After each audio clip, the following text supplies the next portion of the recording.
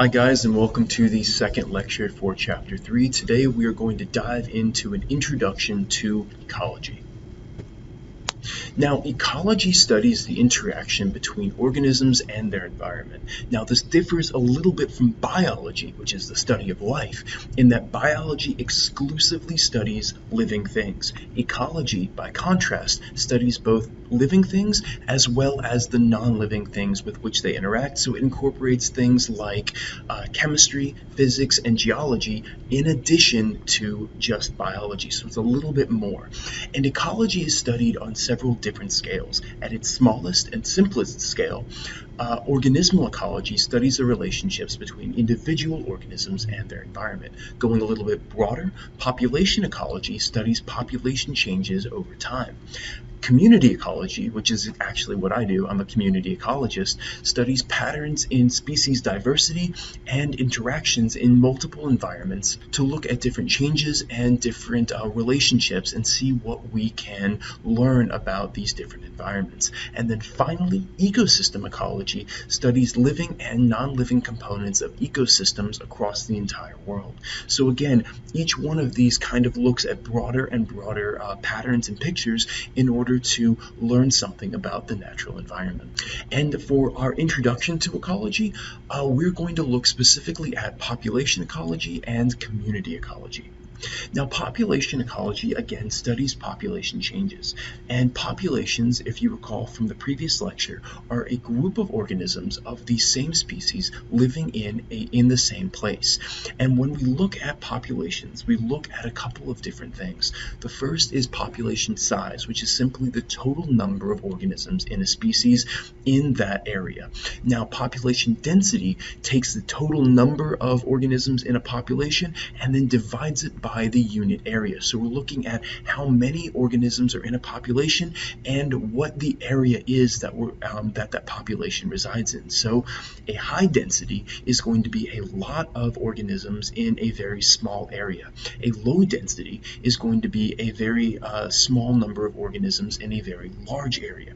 So what the area is that we're looking at is also really important when we're looking at a population. And there are advantages and drawbacks to high and low density populations.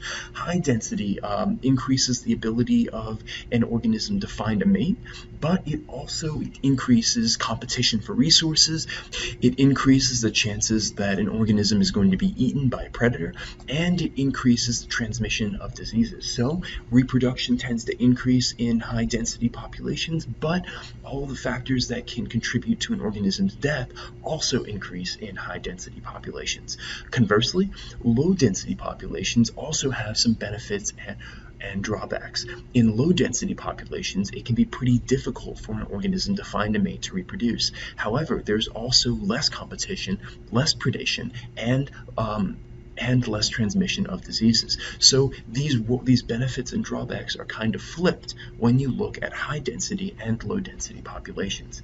In addition, population distribution, which is the spatial arrangement of populations, is also something we have to look at when we consider population ecology. And there are three basic ways in which a population can be distributed. The first is called random arrangement. And in random arrangement, or the category A on the right-hand side of your screen, the distribution of organisms is going to be completely random. We can't really predict it. In a uniform distribution, the spatial arrangement of organisms in this population is pretty even no matter where you look. Finally, in a clumped distribution, this is something where you see in like schools of fish, where in the majority of the area you look at, you won't really find an organism. However, in certain pockets, you'll see these high densities of organisms packed together really tightly, and then if you move out, you really won't see anything again until you hit another pocket. This is what's known as a clumped distribution. Now, when we look at populations, they can either increase, decrease, or stay constant through time. And this is dependent on several different factors. The first is something called natality, or the birth rate. This is defined as the total number of individuals that are being born in a population per unit time. Second, we have mortality, which is known as the death rate. This is how many organisms in a population are dying per unit time. Then we have the immigration rate and the emigration rate. The immigration rate are how many many organisms are entering into the population from somewhere else per unit time, and emigration is how many organisms are leaving the population to go somewhere else. So they're leaving our population and going to a different one per unit time. And so immigration rates and natality, the birth rate, are going to add individuals to our population. Meanwhile, the mortality rate and the emigration rate are going to subtract individuals from our population. So our population growth rate, or our PGR, is going to be dependent on the birth rate plus the immigration rate, the total number of individuals coming into the population, minus the death rate, the mortality rate, and the emigration rate, which are how many individuals are going to be leaving the population. Now, when the natality rate, the birth rate, and the immigration rate, factors that are contributing individuals to our population, are greater than the number of individuals that we are losing, the mortality rate plus the emigration rate, then we are going to have population increases at a very fixed rate. And this can lead to something called exponential growth. Exponential growth are growth rates which become ever more rapid in a population due to the total number of organisms rapidly growing. And this normally occurs in nature in very small populations with very low competition and very large numbers of resources. However, this never happens permanently. There is no scenario in which a long-term exponential growth rate is sustainable. Normally, what's going to happen is that we're simply going to run out of resources to feed our population. So, because simply put, no ecosystem can infinitely sustain increasing populations of organisms. However, in the short term, we can have this J-shaped curve where the population all of a sudden begins to grow exponentially until the increase appears approximately vertical. However, in reality, like we just said, no ecosystem can infinitely sustain a growing population. And normally there is going to be an upper number or a maximum population that an ecosystem can sustain of any one given organism. This is known as an ecosystem's carrying capacity. And again, that's the upper limit or the maximum population size that an ecosystem can sustain for a given species. And this is determined by several limiting factors. Limiting factors are factors that keep a population in check from getting too big or out of control. And these are things such as food, water, mates, so the number of organisms that a given organism can reproduce with, things like temperature, disease, predators, anything that can limit a population's growth. And limiting factors stabilize populations and minimize the effects of exponential growth. And there are density-dependent factors and density-independent factors when we're looking at factors that limit population growth. Density-dependent factors are limiting factors whose influence is affected by population density. So when a population begins to get too big, the population's large size in and of itself limits further growth of that population. Examples of density-dependent factors are things like increased density increases the risk of predation, competition for mates, competition for resources, as well as the transmission of disease, issues that we were talking about when we had high density populations. And what happens here is that when you look at density-dependent factors coming into play, it results in what is called an S-shaped curve, or the logistic growth curve, something that you see on the right-hand side of your screen over here.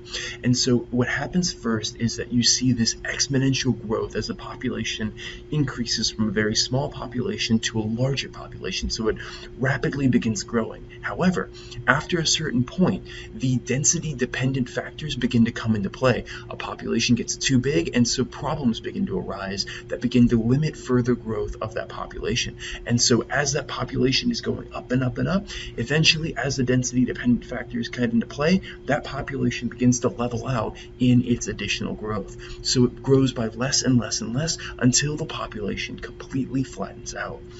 In contrast, density-independent factors are limiting factors whose influence is not affected by population density. Density-independent factors affect the population's growth rate regardless of how big the population is. Examples of density-independent factors are things like temperature extremes, floods, fires, landslides, maybe a cataclysmic event, anything that is not affected by the size or density of a population. And while all organisms and all species kind of exhibit that S-shaped curve where initially there's a low population size, it increases very swiftly, and then as it reaches the carrying capacity, it levels out. Almost all organisms exhibit that trend, and almost all species exhibit that trend. However, how sharp that S is, how quickly they increase and then level out, varies according to different reproductive strategies, which tend to be species specific. And this refers to biotic potential, which is an organism's capacity to produce offspring. And there are two basic types of biotic potential. There are case-selected species and there are R-selected species. In a case-selected species, these are going to be species which have very long gestation periods and produce very few offspring. These organisms are going to have very low biotic potential. They are not going to have the capacity to produce a large number of offspring. Case-selected species usually have offspring which has a very high likelihood of survival. If they are born, chances are they are going to survive to adulthood. And as a result, these populations grow very, very slowly. So populations of case-selected species grow rather slowly and very slowly reach that carrying capacity as they increase through time. So how steep that S is going to be fairly not very steep, or not as steep as it otherwise could be. Usually, case-selected species tend to be good competitors, and in addition, examples of case-selected species are going to be large organisms like your elephant or your brown bear, or actually humans. Humans are a great example of a case-selected species because we typically have usually only 1 to 2 offspring, maybe 3 or 4 depending on your family.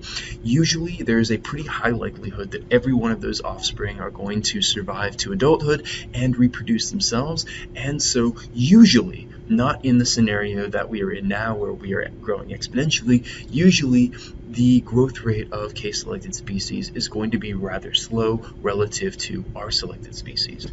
Now, in R-selected species, these are going to be species that reproduce very, very rapidly. R-selected species have very high biotic potential, and usually what happens here is that R-selected species produce a huge number of offspring. In essence, they're going to produce a large number of offspring so that the chances of any one given offspring, or at least one offspring, is going to survive to adulthood. Usually what's going to happen here is a huge number of organisms are born originally, a lot of them die off, and then a few remain to survive to adulthood and then reproduce themselves. What happens here is that in the case of R-selected species, usually the species rapidly increases in population size, so much so that they temporarily overshoot the carrying capacity of an ecosystem. What happens there is that you have too many organisms, they rapidly reduce all of the resources beyond what can sustain them, and so they drop and plummet. Once they drop and plummet, resources go back up, and so eventually what happens is that the population gradually levels out. However, in the short term, what's going to happen are there are going to be these boom and then bust cycles depending on how fast these organisms overshoot their carrying capacity and then fall back down and then regenerate. So if this graph on the right hand side were to continue, essentially what we would see is that there would be a boom, there'd be a bust, and then it would gradually level out until it reaches the carrying capacity of that ecosystem. And again, examples of R-selected species tend to be insects, things like your cockroaches or your flies that tend to prolifically breed and rapidly increase in population size. Now, next we're going to look at something called community ecology. That's kind of what I do. I'm a community ecologist by training. And when we look at community ecology, we look at a species' fundamental role in a community or an ecosystem. And that's going to refer to a niche. Now, different people pronounce niche different ways. Some people pronounce it niche, some people pronounce it niche. I actually learned how to pronounce this word as a niche, so I'm going to try to use the word niche, but I might use them interchangeably. Please forgive me if I do so. Basically, a niche reflects habitat use, consumption practices, resource use, and energy flow of a given species in a community or an ecosystem. This is a multi-dimensional concept. A niche is the sum of everything a species does for its ecosystem.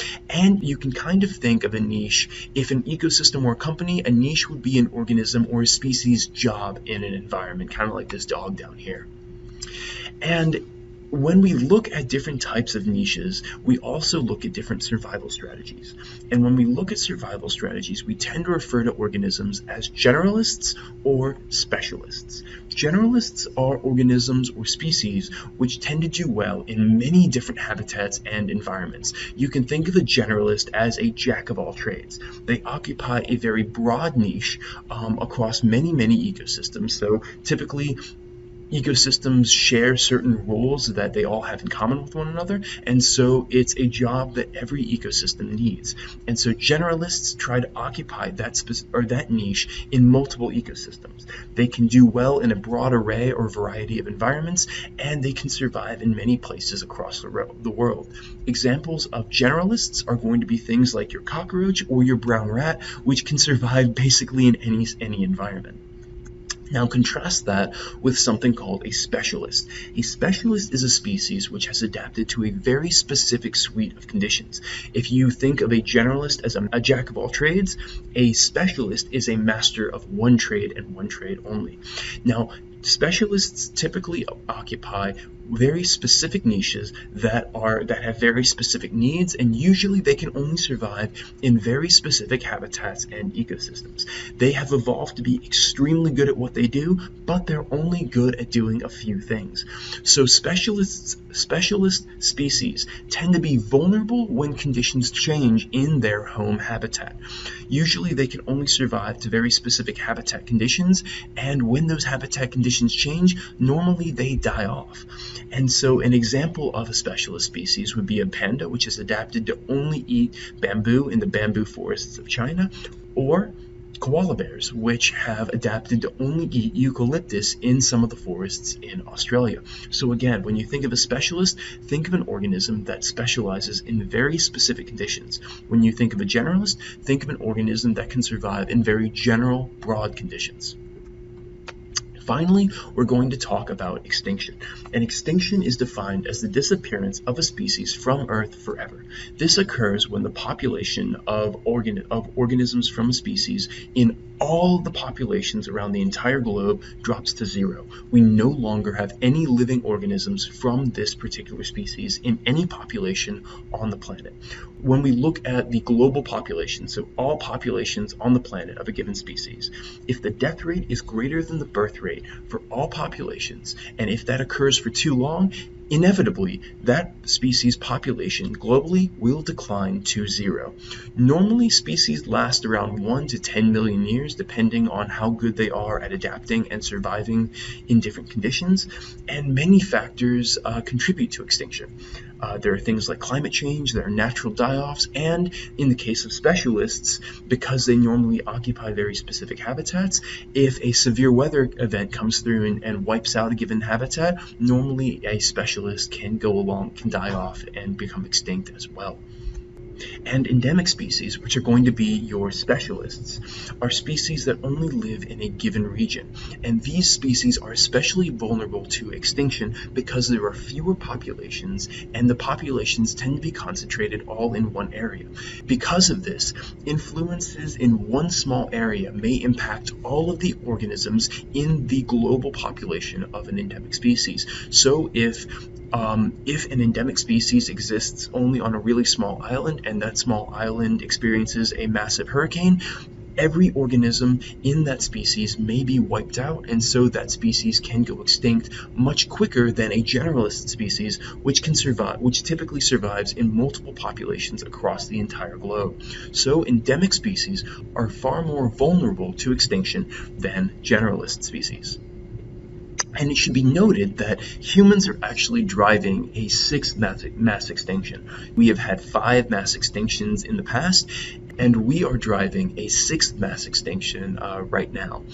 Now, what defines a mass extinction is when the current extinction rate rate is much greater than the background level of the background extinction rate.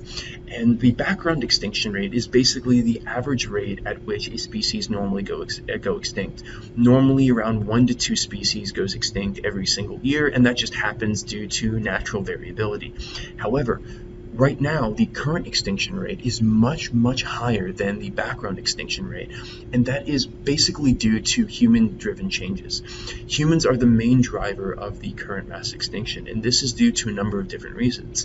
First and foremost is climate change due to the burning of fossil fuels, the introduction of invasive species to non-native ecosystems, habitat loss, which is the single greatest cause of extinction around the planet, things like pollution and overharvesting, all of which we will go over when we get into Chapter 8, Causes of Biodiversity Loss.